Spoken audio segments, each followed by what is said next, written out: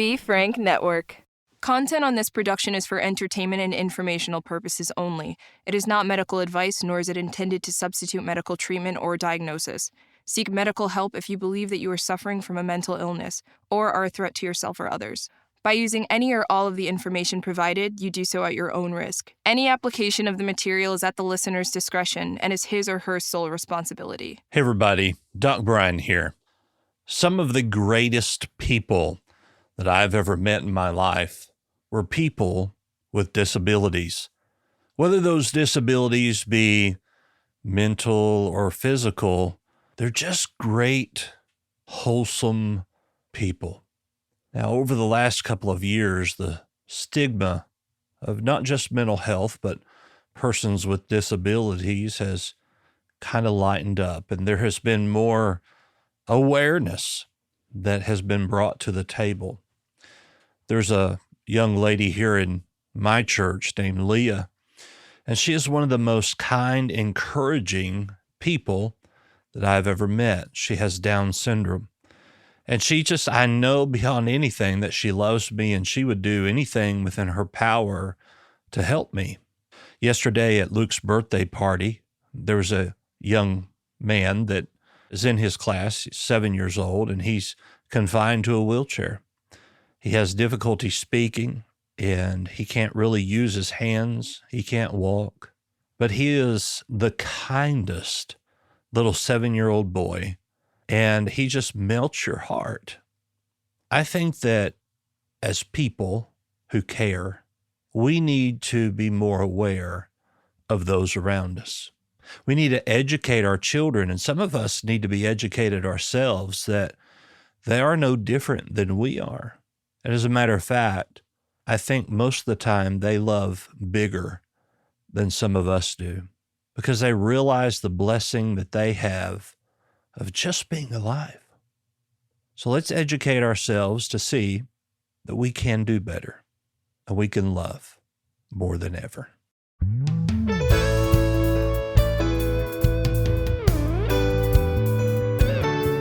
Everybody, Doc Brian here, and welcome to Doc Talks, where we talk about people's troubles, trials, tribulations, and hopefully triumphs in life. As many of you may know, today is National Down Syndrome Day. And so here with me, I have Dave Dallas and Raul Dallas. Guys, it's good to have you with us. Thank you very much. Thank you very much. And so, Dave, you're the star of the show today. And so tell us about you. What is your favorite thing to do? My favorite thing is playing games, play guitar, write songs. Write songs and have girlfriends, of That's course. Right. Yeah, can't leave that out. Dave, of course, has Down syndrome, which means he has an extra chromosome, so he's better than everybody else, of course. Extra special. Yeah, extra. Right about that. So, Dave, tell us a little bit about what it was like growing up at home. I love it, and I love my parents so much. Yeah, and they're sitting in here with us today. They said they didn't have anything to say about you, so which was kind of hard to believe, you know, being as extra as you are. I'm the special kid in the house. Yeah, special kid. Yeah. So, Raul, if you would kind of just, I'm sure most of our listeners have a general understanding of what Down syndrome is, but can you just kind of run us through that? Sure. So scientifically, it's called Trisomy 21. So on his 21st chromosome, he has an extra chromosome. A lot of their facial features appear to be the same. So across the board, someone with Down syndrome is going to have, somewhat of a relaxed type looking face. And that's no matter what ethnicity they are. So they all carry that same characteristic. Even medically speaking too, some of them carry the same medical problems they may have throughout life. Some problems with sleep, maybe sleep apnea, even problems with their heart or problems with various parts of their body. Like Dave, growing up, he had an issue with his skull attached to his spinal cord and had to have surgery to correct that twice. So it comes with different ailments than somebody who doesn't have Down syndrome or trisomy 21. But where he may have issues medically speaking, he makes up for it, 100-fold in personality and drive and outgoingness and any otherness you could think of that's a positive adjective. Gotcha. So Dave, being in the house you have 2 sisters, is that right? 2 brothers? Yeah, one 3 brother. sisters. How many sisters do we have? We have 3 sisters. Okay. And then how many brothers? One brother. All right. And how was that in the house with one brother and having to deal with your sisters? They are, well, I can say, I love them very much. I'm not Okay. going to say anything about them. Okay. All right. And so going to school, how was that like for you? I'm done with school. I'm done with them. Now I got 2 jobs. Got 2 jobs. All right. Because you got to make all that extra money. That's right. That's right. So let's talk about elementary school for a minute. Okay. What was elementary school like? Did you fit in? Were you sociable? What was that like? I don't know about that one. It was a long time ago. Did you have friends when you were in school? Yes, I have. How many friends do you think you had? Like 3 or 4 of them. Like 3 or 4 of them? Mhm. What about when you were in elementary school? Got a few. You had friends there? What about in high school? Lots of friends. Lots of friends in high school. So you kind of grew in your friend circle to just more and more. And now, of course, you have everybody in North Little Rock knows who you are and loves you, right? Yes. Yes. And so you said you have 2 jobs. What do you do? I work at McDonald's. I work maintenance at McDonald's. Okay. And I work at the Hawk store, Harmon Game Day. And I'm a sign flipper. A sign flipper and a dancer. That's right. That's right. So a paid entertainer. He's Right. paid to shake his moneymaker. Wow. And if you're paid, that makes you a professional. Yeah. So you're a professional dancer sign holder. That's Yeah. right. So, Raul, tell us a little bit about what it was like growing up in the home with Dave. As far as we kind of discussed discipline the other day, what was that like? So I guess, and I won't sugarcoat it because my parents are here. I won't.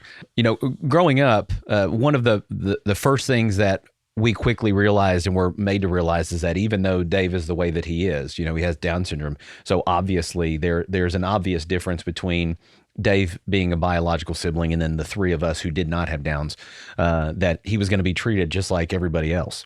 Except when his personality started to develop. I mean, he's a cute kid, and even now he's a cute adult. But I saw you kind of choked to have to say that. I love him. We'll agree to that. I love him. But no, growing up, it was interesting watching his personality develop because he could essentially talk his way out of anything, charm his way out of anything.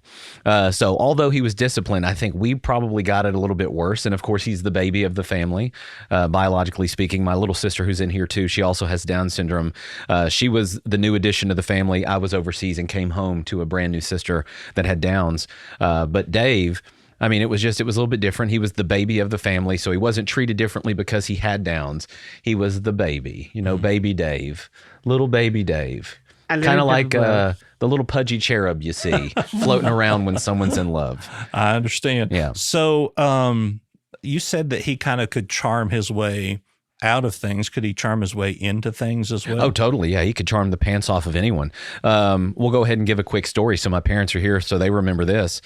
2 separate occasions, one of which took place at the Little Rock National Airport. He somehow managed to wiggle his way past the person checking for tickets at the door. And this was years ago. So this was pre 9/11, pre-COVID and all this other stuff. This is when you could literally walk down to the terminal when someone was getting off an airplane and, hug them instead of waiting, 17 minutes for them to walk down our small airport. But he managed to make his way on an airplane. Plane is about to take off before they realize we have an extra kid on this airplane that doesn't belong to anybody. And then they had to turn the airplane around to come all the way back to the gate. So that one was fun.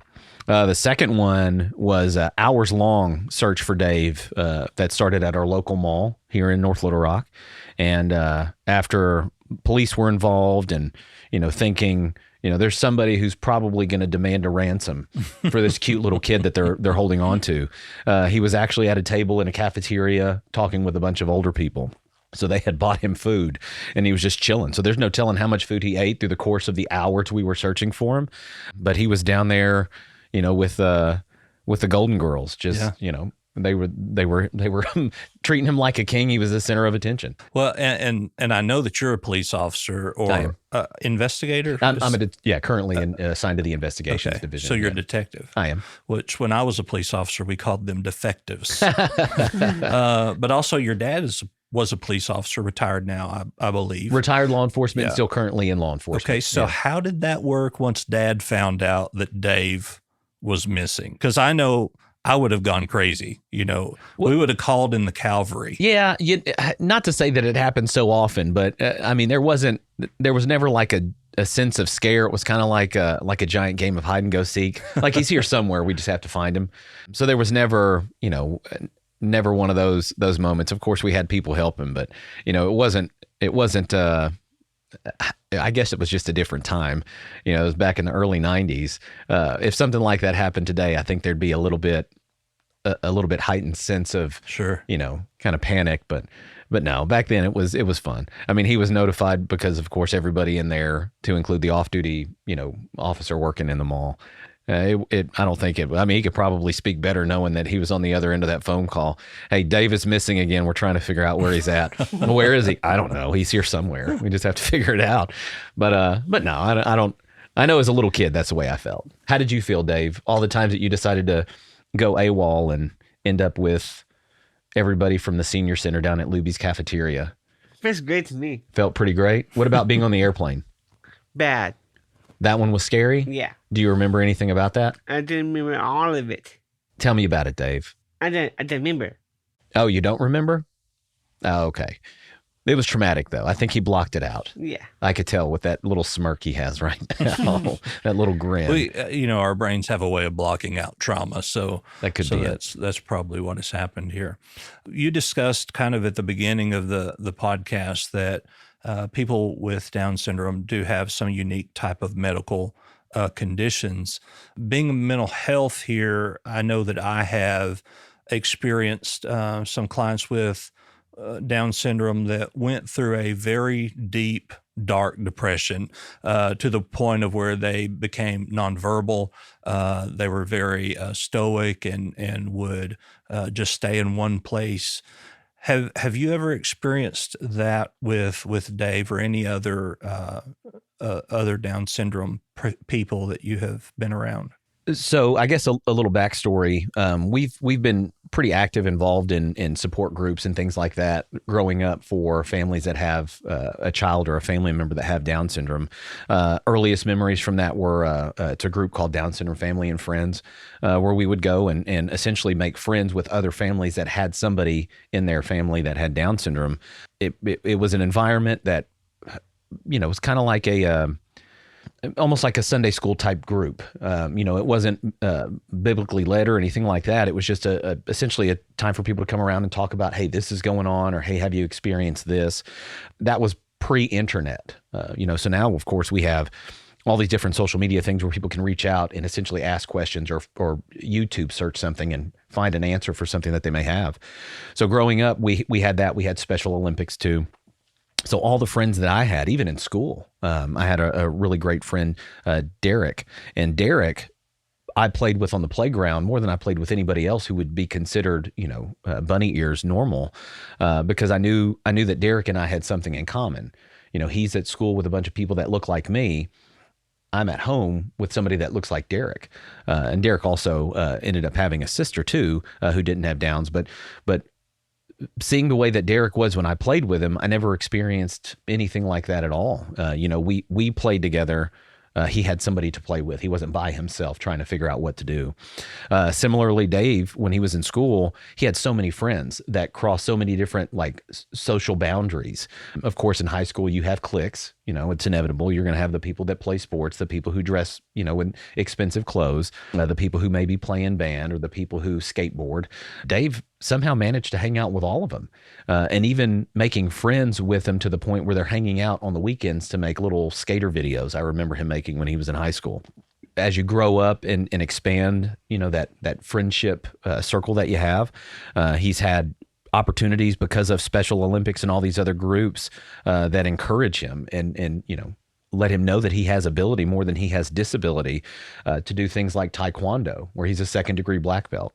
Everybody I've met, either through Special Olympics, Down Syndrome Family and Friends, and even the Arkansas Down Syndrome Association, they're extremely outgoing. And I think the key to that is probably their families getting them involved and letting them be around other people that look like them and around people that don't look like them, that encourage, support, and essentially let them know that, hey, even though they may look different or there might be something there, somebody who may be outgoing, who has that almost bridled, like, hey, don't talk to them because they look this way, or you don't know how they'll treat you. Being around that many people, he was outgoing before, even more outgoing now, And I think it would be fair to say that over the years, the stigma has kind of been removed as to persons with disabilities as well. I would agree to that, yeah. So, Dave, you are a second-degree black belt in Taekwondo. That's right. So do you remember the day that you earned your second degree? This is a long time ago. I didn't remember it. Okay, you don't remember it. You don't remember it. Well, why are we paying for all these lessons if you don't remember the high points? I've been there for a long time. Okay, all right. What about this? Do you remember, what did you have to do to get it? Lots of testing. Lots of testing? Mm-hmm. What kind of testing do you have to do? Like forms, weapons, and what else?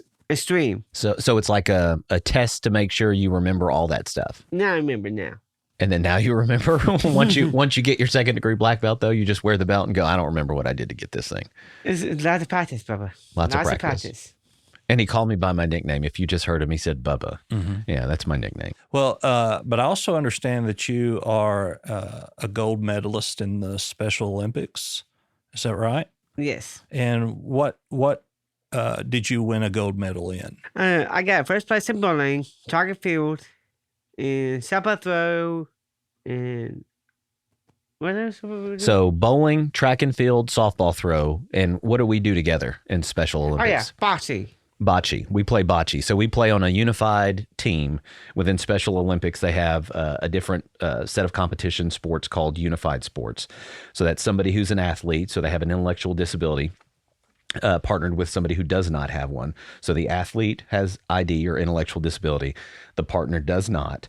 And you participate on an equal level playing field. So there's, flag football, there's bowling, there's unified bocce, teams and doubles, different sports where you get to participate with somebody who has an intellectual disability. He's my partner. So we've won silver and gold in unified doubles before at the fall games. At the risk of being ignorant here, can you tell me what bocce is? So bocce is, if everybody can close your eyes and think for just a minute, listen to my voice.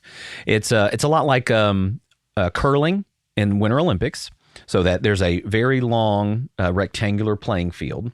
The only exception is, instead of throwing a stone to get to the center of the ice, you have a small ball, which essentially looks like a cue ball from a pool or billiards is the proper name, that you throw past a certain point midfield of the court where you play bocce. Each team or each person playing has 4 bigger balls that they have to then throw to try to get as close as they can to that smaller ball called the palina. The reason it's pretty neat playing, especially with somebody like my baby brother who has Down syndrome, there is a lot of strategy involved because you could throw.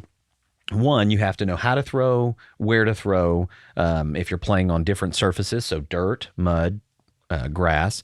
If you get to a point where the person who has their color balls closest to the palina would get that number of points, so maximum 4. If you throw it, though, and say you're the last person to throw, and you run the risk of hitting your ball out of the way or knocking their ball closer to the palina, then what do you do? So that's when you have that dynamic from, a partner where you can say, I don't know if you should. Ultimately, he gets to make the decision on whether he should throw it, not throw it, or where he should throw it. So it's there really is a lot of strategy. So it's yard bowling. Okay. So, Dave, what is your favorite event there at Special Olympics? What is the one that is your favorite? My favorite is with my brother, bocce. Bocce, okay. And so what event do you like the best that you do by yourself? Track. Track. Okay. And what was your gold medal in track? Did you get a gold 50-meter run. 50-meter run? Yeah. Well, you can look at me and tell I don't run. So some people are made for comfort, others for speed. So I guess you got the speed there. Yeah. So Special Olympics is really huge, and it's not just exclusive to Arkansas. So Dave, how do you feel being around all of these other athletes? They're special. They are special for me, though.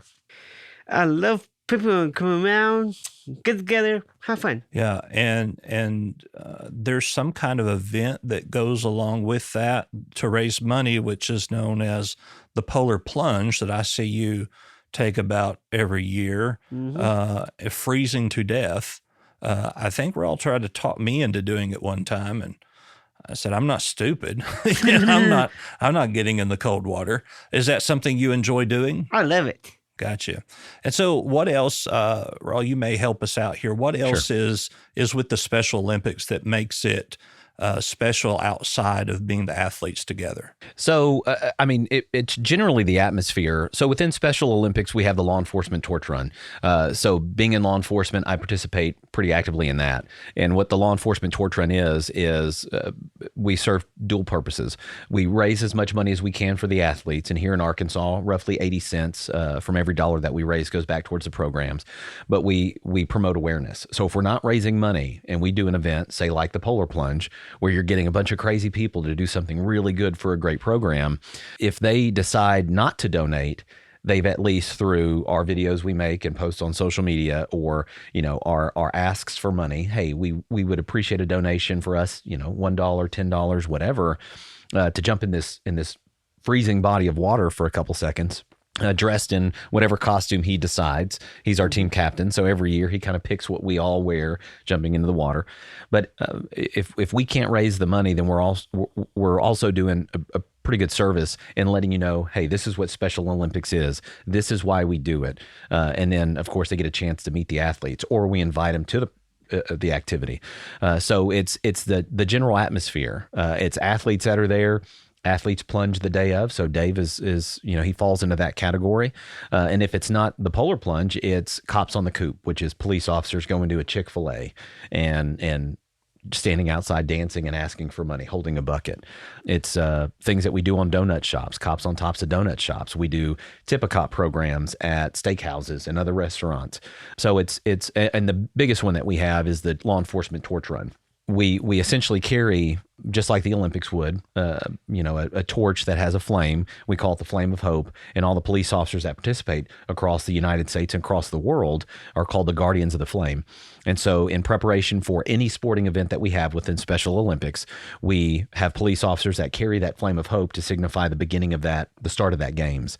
And here coming up for the Summer Games, we'll do the same thing. So across the four corners of Arkansas, different law enforcement agencies will carry that torch to one center point, which is the state capitol.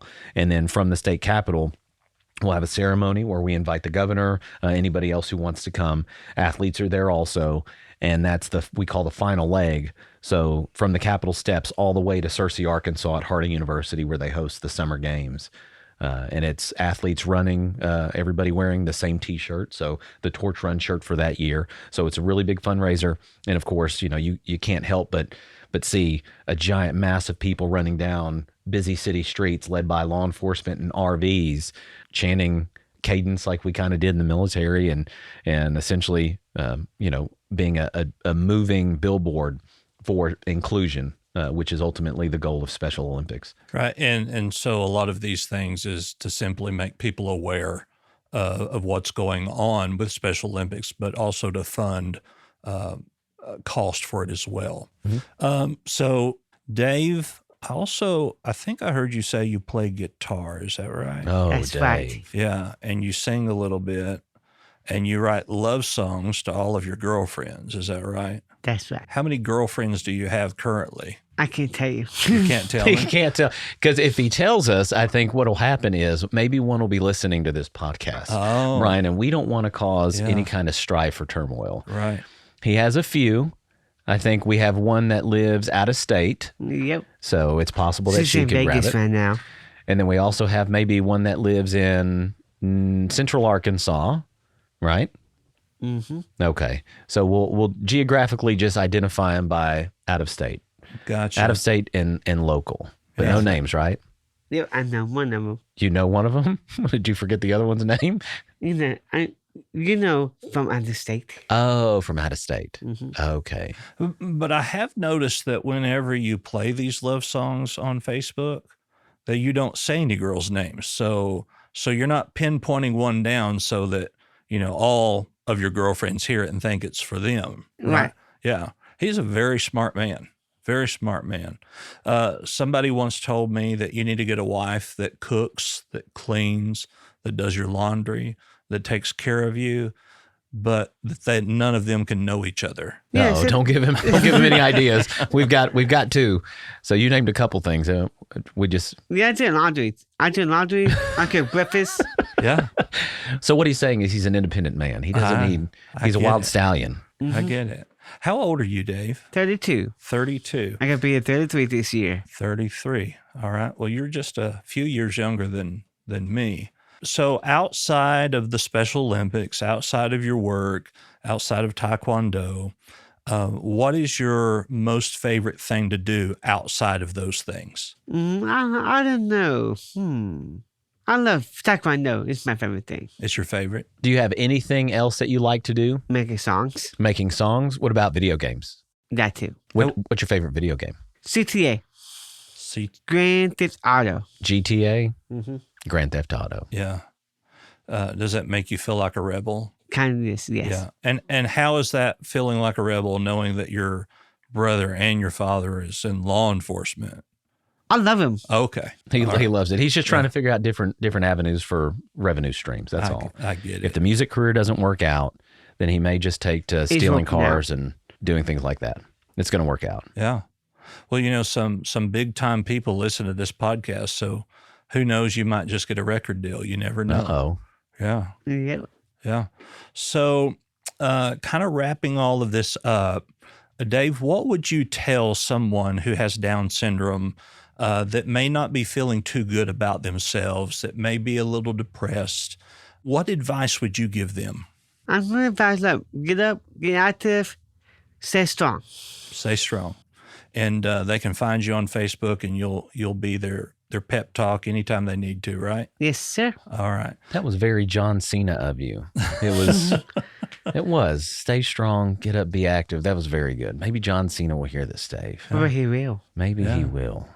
You never know. So, Raul, what would your advice be to a family who may have a Down syndrome person that is in that same situation? I think the most important thing is to know that there are people out there, there are programs out there that are ready and willing to support. It goes without saying that if we don't necessarily know that they need that kind of help, or we don't know what they're going through, then there is no way that anybody would know to kind of step in and reach out their hand to say, hey, you can come on in. But at the same time, depending on their environment, somebody may notice that something is going on, like, their attitude is different, or maybe somebody who just found out that they were going to have a child that has Down syndrome, who may, I guess, think long-term, like, what does this mean in terms of schooling and care and this kind of thing. But it's just to get involved and get active. So wherever they're at, Facebook is a fantastic place to start, because in their state or in their city, there may be a program where it's no cost at all to just show up, get to know the families that have these people that have Down syndrome in their families. And at the same time, to give a plug for Special Olympics, in almost every state, to participate in Special Olympics, it's free. To participate in the sports themselves. Arkansas is one of the ones where it is free for the athletes and their families. And within Special Olympics, it's not just sporting events. We hold healthy athlete clinics where they get dental checkups, a doctor to look at their feet, doctors to look at their eyes, so essentially they could get free eyeglasses. They can get free orthotics for their feet if they need those, toothbrush and dental care. It's more than just sporting events. So I think the bottom line is to get involved, to get active, and to know what resources there are. Special Olympics would be a great place to start. Within that, they could network and find other things. So what I'm hearing is that the community is where it's at. You've got to be plugged in. You've got to be involved. Yeah. Which is kind of the resolution to most mental health is to get plugged into a community where there are people like you that are struggling, that are successful in the things that you do. And so that's kind of where we're at. And Dave, I'm glad that you take a part in all this stuff, and I'm glad that you are enjoying life. That's right. Yeah. So do you have any last thing you want to say, Dave? I said, I love you guys. All right. That's it. The way he signs off with his music videos. I love you guys. That's good, Dave. That's wholesome. Yep. Yeah. And he makes it exclusive, so it could be any of his 40 girlfriends. Could be. Could be. Yeah. All right. Well, I appreciate you taking the time to be with us today. Of course, today is National Down Syndrome Day. And so we want to celebrate that with all of you. All right, guys, I appreciate you. No, thank you for very being much. here. I appreciate Hey, it. buddy. Thank you for listening today. And as we mentioned in the podcast, one of the biggest things for those who suffer not only with mental health issues, but even those that struggle with physical disabilities, one of the solutions is community. And so I want to encourage you today, whatever you may be going through, there is somebody who is going through that same thing. And so find community, whether it be a depression support group or a Down syndrome group or an autism group, whatever the case may be, there are groups out there for you. If you don't know the resources, we invite you to send us an email. Send me an email, DOC at thedocbrian.com. That's DOC at THEDOCBRIAN.com. Of course, you can always call us and leave a message on our guest line at 910-777-7239. That's 910-777-7239. Of course, I'm Doc Brian. You can find all of my social media information and links at the bottom of my website, thedocbrian.com. You can find us there, or again, you can call us on our guest line, 910-777-7239. Of course, Doc Talks is a part of the Be Frank Network. Check out all of our podcasts there on BeFrankNetwork.com. Thank you for listening today. We love you, and we'll see you soon. Goodbye.